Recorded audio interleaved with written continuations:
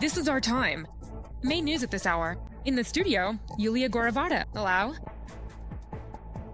Last night, Ukraine endured a massive combined Russian attack. The main direction of the attack was Kiev. The Kyiv, Kharkiv, and Odessa regions were also hit by Russian strikes. According to preliminary reports, in the morning, the Russians also struck Sumy region with a Zircon missile. This was reported by Ukrainian President Volodymyr Zelensky. According to him, this attack was deliberately calculated to cause as much harm as possible to people and civilian infrastructure.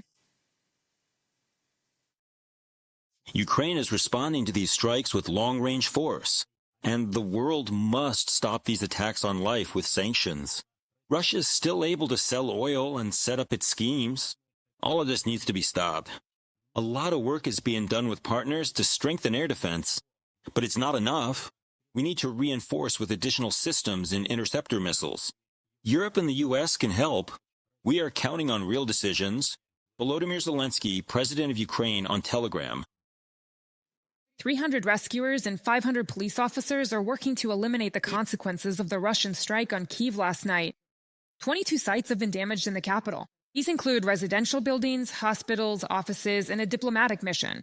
This was reported by Ukraine's Minister of Internal Affairs, Ihor Klimenko. At this time, it is known that 4 people have died. About 30 people have been injured. Among them are children and a pregnant woman. Meanwhile, search and rescue operations continue in one district of Kyiv.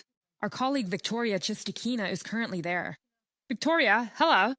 Tell us, what do you know about the aftermath of the Russian attack on Kiev? Yes, that's right. As you correctly pointed out, today the rescuers are truly heroes of this day because Kyiv probably hasn't experienced an attack like this during the entire time of the full-scale invasion. Residential buildings were burning in every district of Kyiv. We are in the Desnyansky district of Kiev. Right now, rescuers are trying to deal with the aftermath of a direct hit by a Shahed drone on this residential building. Unfortunately, there are fatalities in this building, and we saw how, during the cleanup, people watched with anxiety at what was happening, because this is their apartment, their home, the place where they thought they were safe. But today, exactly at 3 a.m., they heard the flight, the arrival of the Shahed, and then there was a huge explosion. People are talking among themselves about that night, but many are reluctant to speak on camera, and for understandable reasons. They are in a state of shock. But we managed to talk to the rescuers.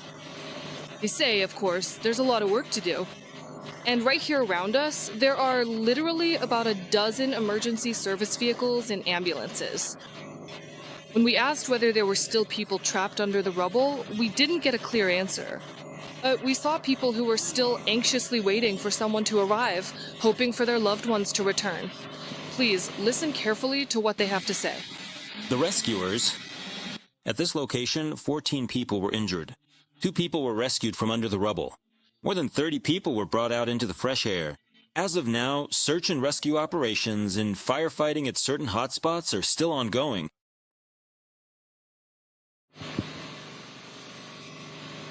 And let me remind you, the attack on Kyiv lasted all night. The sound of the air raid alarm was heard in the capital exactly at midnight. And explosions kept going off until morning, with ballistic missiles, Kinzhal missiles, and of course drones, which is usually how it all starts. Right after the attack, we visited the Obolonsky district of Kyiv. There too, a drone crashed into a building, damaging the upper floors. We managed to talk to the residents of that building. Many people are dealing with the aftermath of this strike. People's property has been damaged, their cars have been damaged. While we were documenting the aftermath of the attack, a man who survived that night approached us. He was injured. Afterwards, he went to the hospital, received medical care, and has already returned home to at least grab something from his own apartment. Let's listen to what he had to say directly. It flew in and hit me on the head. I was lying there covered in blood, but thank God they took me to the hospital. Now, I just want to go in and at least grab my documents. The first 3 floors were badly burned. 3 people were injured. 1 person was hospitalized. 2 received help on the spot. Most of the residents were in the shelter. And I want to point out that rescuers are currently working in many districts of Kiev. These include Shevchenkivsky, Sviatoshinsky, Desnyansky, where we are right now, and Dniprovsky districts of Kiev. There really is a lot of damage. Rescuers have recorded about 25 to 30 locations. They arrived everywhere within the first minutes after the strikes and worked all night, despite the fact that the attack continued until morning. I sincerely hope that in the very near future, all of the consequences and negative effects will be completely eliminated, and that we won't have to hear any more sad or distressing news in the studio today. Yes, Victoria, really, thank you very much for the details. Let me remind you, that was a live report from Kyiv. Victoria Chestyukina was with us in the studio.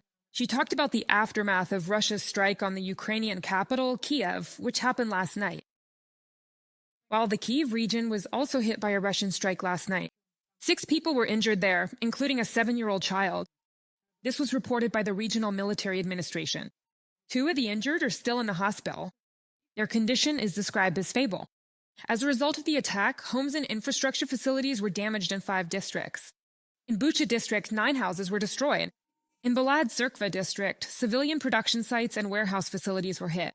In Vaishrad district, 14 private homes were damaged. Work to eliminate the consequences is still ongoing. 2 people were killed and 7 injured as a result of the Russian attack on Chornomorsk this morning. This was reported by Oleg Keeper, head of the Odessa Regional Military Administration. According to him, the strike was carried out by drones. The city square, shop facades, and private vehicles were damaged. The blast wave shattered windows in a college. In addition, at night, the Russians attacked energy facilities and a residential building in the region. 1 person was injured as a result of the strike. He received medical assistance. The aftermath of the attack is still being dealt with. Essential services in the Odessa region are operating on backup power. Last night, Russia launched a combined strike on Ukraine's critical infrastructure. Drones, as well as air, land, and sea-launched missiles, were used in the attack. In total, there were 449 targets. This was reported by the Air Force of the Armed Forces of Ukraine. According to preliminary data, 419 aerial targets were shot down or suppressed. Specifically, 405 drones, 2 Kinzhal aeroballistic missiles, 6 Iskander-M KN-23 ballistic missiles, and 6 Iskander-K caliber cruise missiles. Ukraine's Minister of Foreign Affairs, Andriy Sybiha, responded to the massive shelling. He called on partners to provide even greater support to Ukraine and to increase pressure on Russia. This brutal Russian attack demonstrates the need for new contributions to support Ukraine's defense and new steps to intensify pressure on Russia, including the long-awaited decision regarding frozen assets, Sybiha emphasized.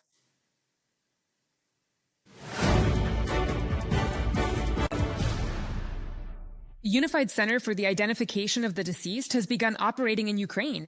There, various forensic methods are used and data is exchanged with international experts. This was reported by Ukraine's Deputy Minister of Internal Affairs, Leni Timchenko. According to him, the center will help identify the deceased in the most difficult cases. The centralization of regional forensic bureaus has made the identification process more efficient. The Ministry of Internal Affairs of Ukraine guarantees that every deceased person will be identified and buried with dignity. the specialized institution will make it possible to conduct examinations using various methods and to exchange data with international colleagues. By implementing the best global practices, the role of the Ministry of Internal Affairs of Ukraine in this process is very important. We not only provide coordination, but also guarantee that every person who died during the war will be identified and buried with dignity. Leonid Timchenko, Deputy Minister of Internal Affairs of Ukraine, and a statement from the press service of the Ministry of Internal Affairs of Ukraine. In the Zaporizhzhia region, state emergency service rescuers are helping residents of frontline villages evacuate to safer places. More details about how rescuers are helping civilians in our report.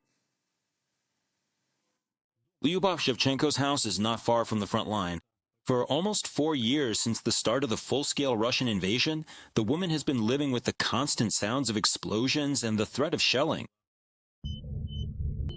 It's very, very hard, especially at night. Those cluster rockets hit really hard, and those aerial bombs keep coming. It's really tough. We hoped it would all end, so we stayed until the very last moment. But that's it, and we've reached our limit. Because the situation got worse, the woman and her sister decided to leave their native village. Rescuers from the State Emergency Service came to help them. Early in the morning, a minibus pulled up to Lubov's house.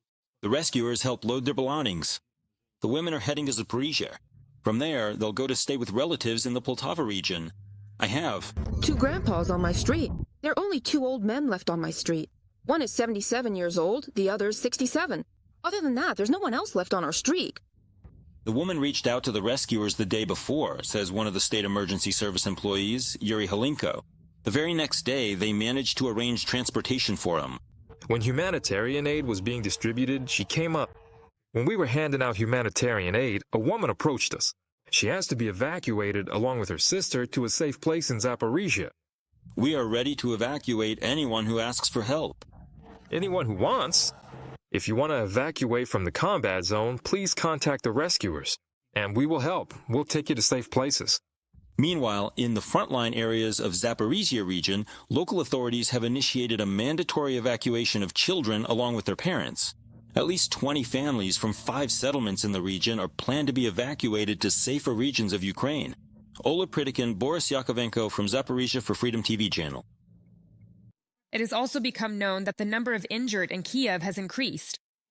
34. All emergency services are at work, and medical personnel are currently providing assistance. Subscribe to UATV English and stay updated on the most important events, top news from Ukraine and all over the world, in-depth analysis, exclusive reports and interviews, all on hand in our channel. Join our community of viewers and stay tuned.